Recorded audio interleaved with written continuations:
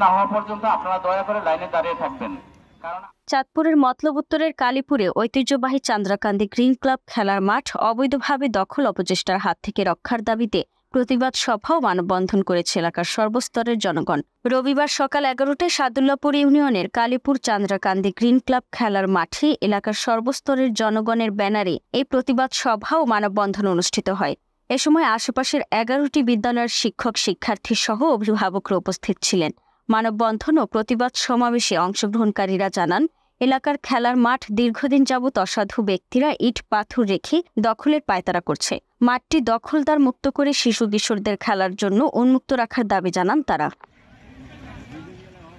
আমি এখানে খেলতে আসি, আইসা দেখি ইট বালু রেখে দেয়, আমি খেলতে পারি না এখানে, তাই মুরব্বীদের নিয়ে প্রতিবাদ জানাতে আসছি, আমিও আসছি সাথে। মানে এর মধ্যে আসিল নেশা ছিল, এরা অনেক টাকা খরচ করে এই মাঠ তৈরি করছে জনগণের লেগা, ছাত্রছাত্রীর লেগা। তারপর মনে করেন যে এটার ভিতরে বহুত দেশের লোক আনো খেলাধুলা করে এবং সামনে তো আসবো। মানে আমরা এইটার জন্যই মানে আমরা চাই যে যাতে ভবিষ্যতে যেমন আমার মাঠ যেমন সবসময় যেন বলবান থাকে।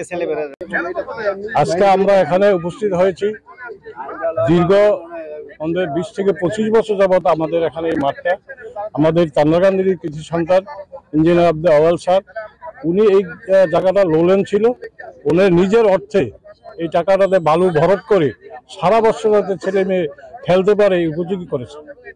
এখন কিছু চক্র বা কিছু মহল আমাদের এই মাঠটা তাদের দখলে নিয়ে যাওয়ার জন্য কয়েকদিন পরে পরই একটু চেষ্টা করে।